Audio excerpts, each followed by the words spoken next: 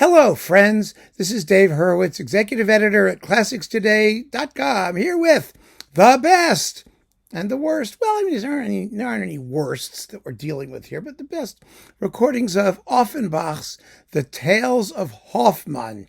Now, is this a project I've been dreading, actually, because The Tales of Hoffmann is just one of the most complicated things to talk about in the whole world of music. And I want to try and simplify it for normal people. Opera people just love to talk about The Tales of Hoffmann because Offenbach left it incomplete. Well, it wasn't incomplete. He left it uber complete. There is so much music that he wrote, and it's so complicated plot-wise, and he never quite assembled it in final form, although there was a complete piano score when he died, and he orchestrated quite a bit of it. But the fact of the matter is that they keep finding more and adding more and whatnot. In fact, the current quasi-definitive, because there's nothing ever going to be definitive score, was only patched together about 20 years ago. And Offenbach died in, where was this? When did Offenbach die? We've got to have a date for Offenbach here somewhere. They always put dates in. Offenbach. Nope, they're not putting dates in. When did Offenbach die? This is going to kill me. Jacques Offenbach, 1880. Thank you. There we go. And I've got an entire slew of Hoffmanns here that we're going to go through. But the problem is that it gives opera people something to sound smart about. They can have passionate preferences about everything from the number of singers to the order of the acts interiorly. It's just beyond nuts what happens with this opera. So here's what I'm going to do. I'm going to first of all tell you what the plot is, because you got to know what it's about. You know the name, The Tales of Hoffmann. And people usually know, it has the Barker role, which actually comes from an earlier opera by Offenbach, Die Rheinnixen, his earlier German opera, but he used it 400 times anyway. It's beautiful. I would reuse it too if I had written it. Anyway, so we need to understand, first of all, what it's about. And if you know what it's about and what happens in it, because the plot is just marvelous, I mean, there's so much in this opera, then you'll understand why it's such a bone of contention. And despite that, most of the recordings of it are really quite good. It's not like there's lots of bad ones around. People just don't bother with it unless they're going to have a point of view, because it's that kind of a work. And it's sort of like a Heath kit. You get to, one of those things where you buy a car and you put it together yourself. It's like this. You get, you want to do The Tales of Hoffmann, you get this just mess of music, and you get to sort of assemble it like a jigsaw puzzle, however it pleases you most, presumably in a way to make it effective on the stage. So let me just go to Wikipedia here, and we'll talk about the plot. I mean, because that's really what's exciting here, and you'll get the basics. So there's a prologue, and 4 or 5 acts. It's really the prologue can be an act by itself. It's most versions of it have like 5 acts, I think, and it's the opera in 4 acts with a prologue. Well, however, no one even knows how many acts it has. Let's just start. Prologue. You ready? A tavern in Nuremberg. The Muse. The Muse is a character here. The Muse is always trying to get Hoffmann to return to the path of virtue, which is to serve the Muse and be a poet, right? Anyway, the Muse appears and reveals to the audience her purpose is to draw Hoffmann's attention and make him ignore all his other loves so he can be devoted only to her poetry. She takes the appearance of Hoffmann's closest friend, Niklas. So the Muse is a female character masquerading as a guy who's really a muse. That's how it starts. The prima donna, Stella, performing Mozart's Don Giovanni, sends a letter to Hoffmann requesting a meeting in her dressing room after the performance. The letter and the key to the room are intercepted by Counselor Lindorf. Lindorf is the bad guy. All right. In the first of the opera's incarnations of evil, Hoffmann's nemesis, Lindorf intends to replace Hoffmann at the rendezvous with Stella. In the tavern, students wait for Hoffmann. He finally arrives and entertains them with the legend of Kleinzach the dwarf. Once upon a time in the court of Eisenach, there was a dwarf. Okay, that's the number. Lindorf coaxes Hoffmann into telling the audience about his three great loves. Then we get the opera. Now, each of the three great loves is about one of the three great loves. It's about one of the women in Hoffmann's life. It begins with Olympia. So, the parlor of a scientist in Paris. Hoffmann's first love is Olympia, an automaton. She's a mechanical girl. There you go, an inflatable sex doll. Well, not quite. Created by the scientist Spallanzani. There we go. Spallanzani. Hoffmann has fallen in love with her, not realizing that she's a mechanical doll. Well, he's not the brightest guy in the world, I guess. To warn Hoffmann, the Stepford Frau, that's what she is.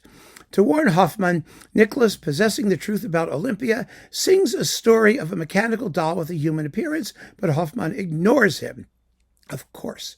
Coppelius, Olympia's co-creator and the act's incarnation of Lindorf, the nemesis of evil, that's Coppelius, sells Hoffmann magic glasses to make Olympia appear as a real woman, although supposedly he doesn't even know she's not a real woman. So it's an opera, right? Olympia sings one of the most famous arias, Les oiseaux dans la chamille, the birds in the bower, often referred to as the doll song, during which she winds down and needs to be cranked up again by Spallanzani before she can continue singing. Hoffmann is tricked into believing his affections are returned to the bemusement of Niklas, his muse, who subtly attempts to warn his friend. While dancing with Olympia, Hoffmann falls to the ground, breaking his magic glasses. At the same time, Coppelius bursts in, tearing Olympia apart in revenge against Spallanzani, who had cheated him of his fee. With the crowd ridiculing him, Hoffmann realizes he had loved a mechanical goyle. Yeah, that's Act 1. Okay? I mean, that's already a lot we're dealing with. Now, Act 2 and Act 3 sometimes get reversed. Act 2 is Antonia, and Act 3 is Giulietta. But sometimes you get Giulietta as Act 2 and Antonia as Act 3. But the general consensus now is that Antonia is Act 2. So just keep that in mind. Okay. Crespel's house in Munich. After a long search, Hoffmann finds the house where Crespel and his daughter Antonia are hiding. They're hiding. Hoffmann and Antonia loved each other, but were separated after Crespel decided to hide his daughter from Hoffmann. Antonia inherited her mother's talent for singing. She's a singer. Stella is a singer. There's singing. It's an opera about operas, yeah. But her father forbids her to sing because of her mysterious illness. Oh, yeah. Her mysterious illness is that if she sings, she drops dead, just so you know. Antonia wishes her lover would return to her. They all sing about this. There's arias happening all the time. Her father also forbids her to see Hoffmann, who encourages Antonia in her musical career and therefore endangers her without knowing it. Crespel tells Franz, his servant, to stay with his daughter, and after Crespel leaves, Franz sings a comical song about his talents. Yeah, okay, fine. After Crespel leaves his house, Hoffmann takes advantage of the occasion to sneak in, and the lovers are reunited. They have a wonderful love duet. C'est une chanson d'amour. It's a love song. Yeah. After Crespel returns, he receives a visit from Dr. Miracle. Dr. Miracle is the bad guy, the nemesis, forcing Crespel to let him heal her. Eavesdropping, Hoffmann learns Antonia may die if she sings too much. He returns to her boudoir and makes her promise to give up her artistic dreams. Antonia reluctantly accepts her lover's will. After she's alone, Dr. Miracle enters Antonia's boudoir to persuade her to sing and follow her mother's path to glory, stating Hoffmann is sacrificing her to his brutishness and loves her only for her beauty. With mystic powers, he raises a vision of Antonia's dead mother and induces Antonia to sing Well, we all know what happens next. She drops dead. Crespel arrives just in time to witness his daughter's last breath. Hoffmann enters and Crespel wants to kill him, thinking he is responsible for his daughter's death. Nicholas saves his friend from the old man's vengeance. So that's Act 2. Now in Act 3, we've got Giulietta. Now Giulietta, they're in Venice. They're in a gallery in a Venetian palace, and it begins with the barcarolle. You know, oh, beautiful night, oh, night of love. Belle nuit, oh, nuit d'amour. You know how that thing goes, right? Hoffmann falls in love with the courtesan. She's a courtesan. I mean, look at this. You got a mechanical doll. You've got a tubercular singer dying lady, and now you've got a courtesan, right? It's important to remember just how varied these female roles are, because they're extraordinarily different. A courtesan Giulietta and thinks she returns his affections. Well, she doesn't. Giulietta is not in love with Hoffmann, but seducing him under the orders of Captain Dappertutto, who promises her a diamond if she steals Hoffmann's reflection from a mirror.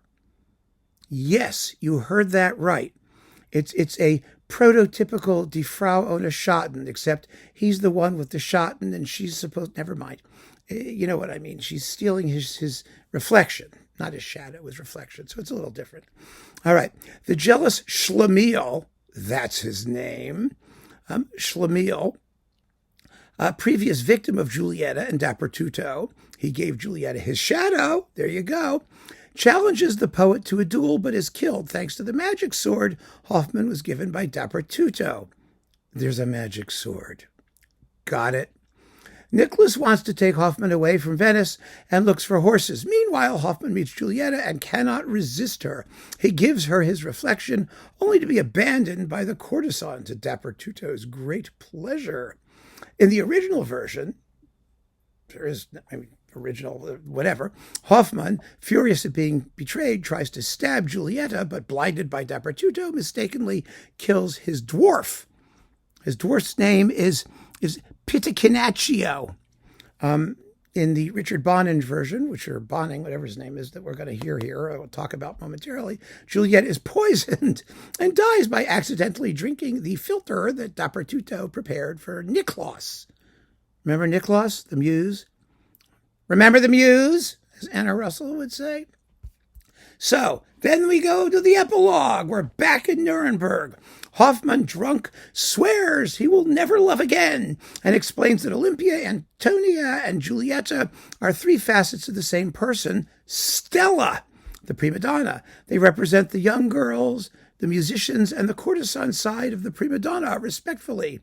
After Hoffmann says he does not want to love anymore, Nicholas reveals she is the muse and reclaims Hoffmann. Lucky Hoffmann. Be reborn, poet. I love you, Hoffmann. Be mine. Renaîtra un poète. Je t'aime, Hoffmann. Sois à moi. Yeah. The magical poetry reaches Hoffmann, and he sings, "Oh God, what intoxication!" Once more, ending with the muse. Muse que j'aime, je suis à toi. Muse who I love, I am yours. At this moment, Stella, tired of waiting for Hoffmann to come to her rendezvous, she's been sitting there, at the cafe doing, this with her nails, enters the tavern and finds him drunk. The poet tells her to leave. Get lost, bitch! He's mine! Well, no, that's not how it goes. Sorry. And Lindorf, the bad guy, waiting in the shadows, comes forth. Niklas explains to Stella that Hoffmann does not love her anymore, but Counselor Lindorf is waiting for her. Some students enter the room for more drinking, while Stella and Lindorf leave together. Yes, so evil triumphs, sort of, kind of. That's the story. Now, as you can imagine, because Offenbach left it in the shape it was in, it has so many opportunities to do things and to make a big deal out of doing things. I mean, to make an issue. Well, I have the act here, that changes everything. Or I have this septet that he wrote later, and I stuck it in this act, and so that makes my version better than your version. Here's the bottom line.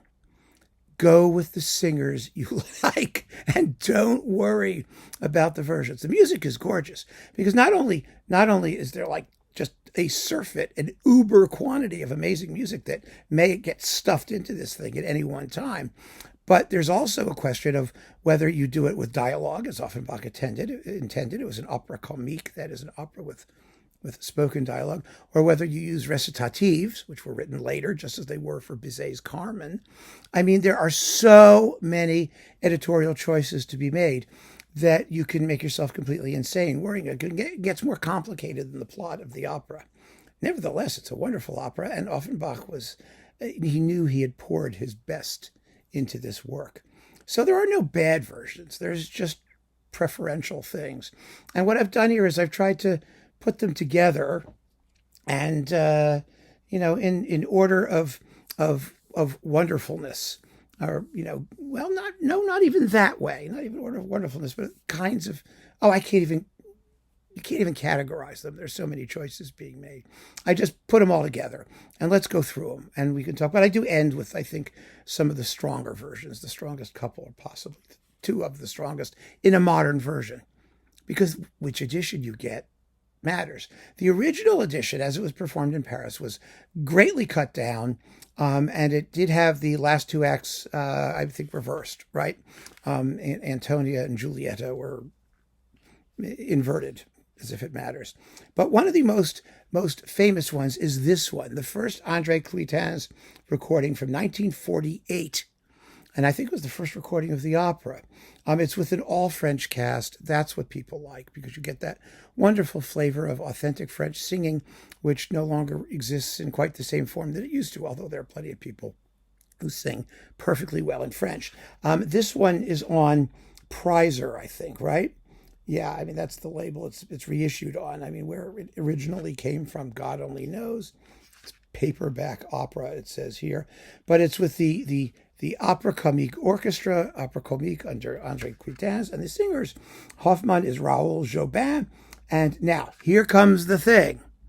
The big deal in this opera is how many sopranos sing the three major female leads, and Stella, by the way, because Offenbach intended that Olympia and Antonia and Giulietta all be sung by one soprano, because she represents the femme fatale, image. But the roles require very different kinds of voices. And so here's what happens with Offenbach people and Hoffmann people. If you find a soprano who sings all of it, everyone bitches that she's not perfect in all three roles, as if anybody could be. But if you get three different sopranos, everybody bitches that it's not one soprano. So you're damned if you do, and you're damned if you don't.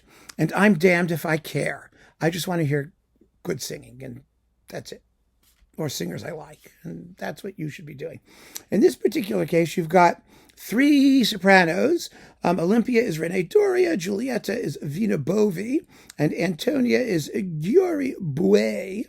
And let's see, the muse is Stella, and the muse in this case are the same person, Renée Faure, and Nicolas is Fanny Revoil. I mean, people you haven't heard of. They're all French. That's the point. It's a very, very fine performance of the traditional slimmed down with no dialogue version. So there you go. Okay, that's Couitan's 1948.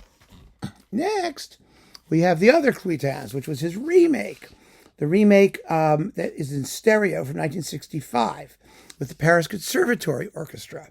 And here we've started to get a little bit more international cast-wise, but we've got Hoffmann is Nicolai Gedda, who's very, very good. Olympia is Gianna D'Angelo. Giulietta is Elizabeth Schwarzkopf, who is really wrong for the part. I mean, she's just not. But, I mean, the courtesan Giulietta, right, okay. Antonia is Victoria de Los Angeles. She's right for the part. She really is. Nicolas is Jean-Christophe Benoit. Yes, Jean-Christophe Benoit, not a female lead at all. I mean, some of the things get switched around. And Lindorf is Nikolai Guslev. And you've got for the Coppelius and Dappertuto and Spallanzani and all those people. You've got George London, Ernest Blanc, Michel Seneschal, and Crespel is let's see, who's Robert Yay. It's a another good performance. But people like the 48 better for its period flavor, I think. But still, Cuitin certainly, he knew the work. It's lovely. Then we've got this one with Beverly Sills on Westminster. Now, here we've got Beverly Sills singing everybody. Yes, Olympia, Julieta, Antonia, and Stella. I'm not going to get into the version again. I mean, how the acts are arranged and whatnot. It's the way Offenbach intended, and Sills is a wonderful singer, and she's in good voice here. She is in very good voice. You may argue that she's not in the best voice for each of the three women, as people will, but still, Hoffmann is Stuart Burroughs, who's a very good Hoffmann. He's a very fine tenor. He really was. And then you've got one guy singing all the evil guys, too. Norman Treigle, who is also a wonderful singer, characterful singer. And the muse is Suzanne Marcy. And then you've got, for all of the guys, Spallanzani and Petruchio and Franz and Crespel. And now in France, you've got one guy. So you can combine singers and roles however you please in this opera. This is with the London Symphony under Julius Rudel, who conducts it quite well. It's really a very, very fine performance, which, however corrupt the edition or what they did to make it a Sills vehicle, it really is conceptually very, very close to Offenbach's original idea. But, the devil is in the details, some would say. And since we're in a world of, or text and original this and original that, it's the version that has the most music and that's fleshed out the most that most people will probably want to have one of. But Sills is a keeper as far as I'm concerned. Then we've got this one, the Ozawa one, with the Orchestre Nationale de France, with Edita Gruberova singing all three roles. Now, Edita Gruberova, as you know, is a coloratura soprano by birth. She later went into some heavier roles as well. Hoffmann is Placido Domingo. He's very good. Ozawa conducts very well. It's a fast performance. It's swift and lithe and lean. Some people think it's a little too quick, a little too hasty, but I think it just sounds very French. Actually, I mean, it's to the point, crisp, very nice. And let's see. So you've got Domingo as Hoffmann. He's done it. You'll see, he's done it more than once. And let's see, Nikolaus is Claudia Eder, and Lindorf is all the people the guys are different.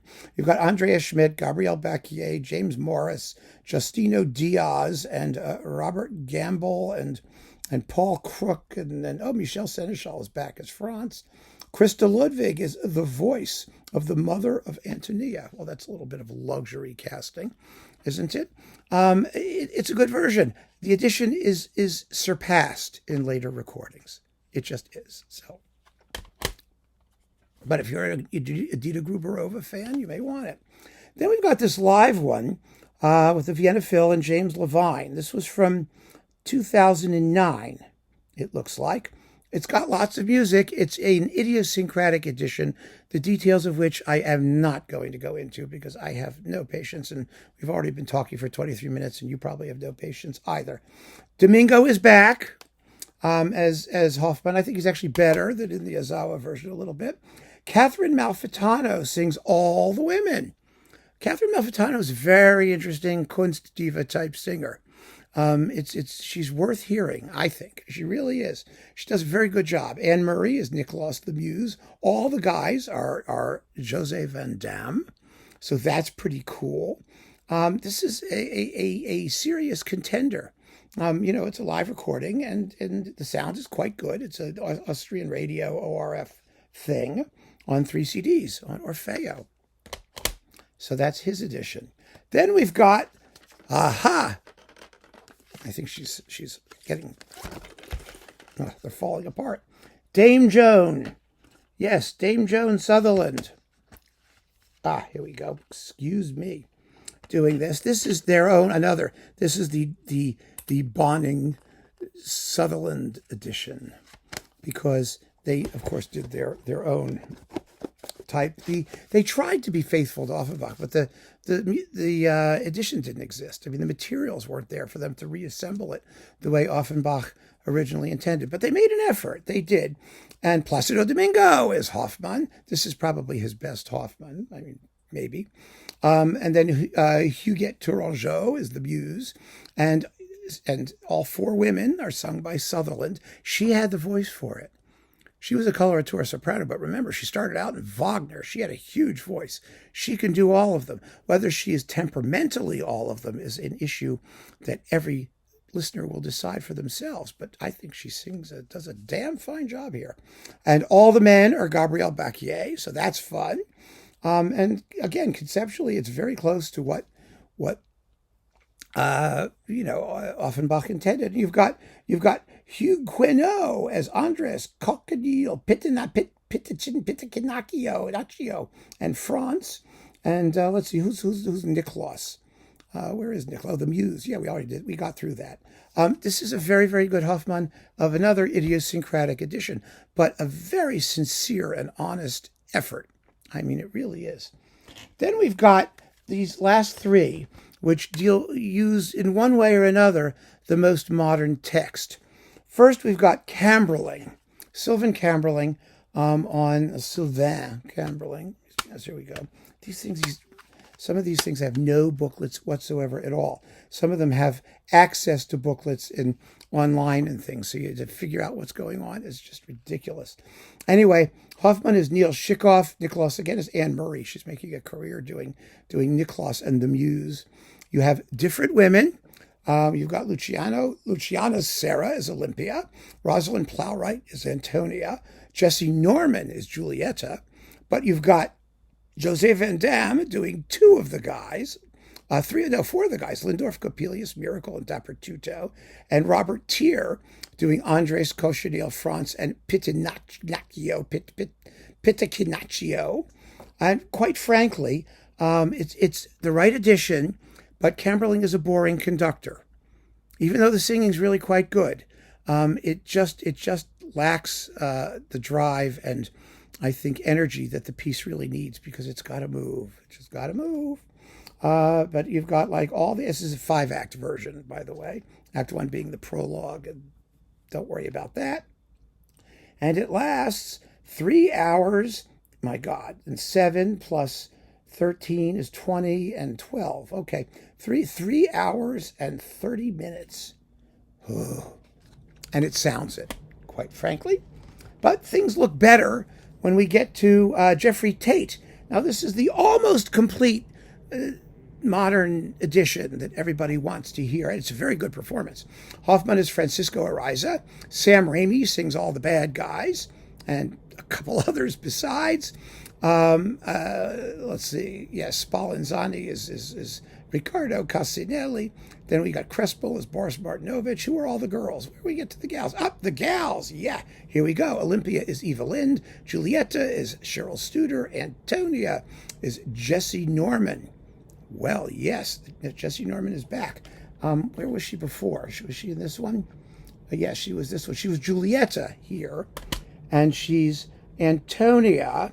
I haven't got, yes, here.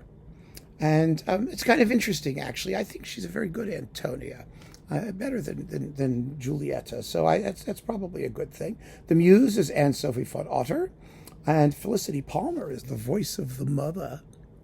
So, and Jeffrey Tate with the Staatskapelle Dresden gives a beautiful reading of the score with just about everything. And here the libretto is available. There it is, online. So you can actually follow along and figure out what the hell these people are doing and what order everything comes in. So that's great. However, this is one of those rare occasions when probably the best recording is not necessarily some old historical crotchety one, especially in the world of opera, but is something rather more recent. It's this one, Kent Nagano with the Lyon Orchestra with the most modern version of the score. Absolutely. Roberto Alagna is fabulous as Hoffmann.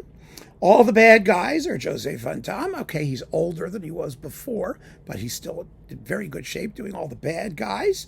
You've got 3 fabulous women. doing the women. Olympia is Nathalie Dessay, who's amazing. Antonia is Julieta, pardon me, is Sumi Jo. And Antonia is, Antonia is Leontina Vaduva. They're all very, very good. Stella is Stella is Juanita Lascaro. Nicholas is Catherine Dubosc. Oh, Michelle Seneschal is back. So Schlemiel is somebody or other. Oh, good. We're done. Yeah, this is on Erato, and it's overall probably your best bet. It lasts, I mean, when you consider that it has the most music in it, and what's his name here? Camberling lasts like 3.5 hours.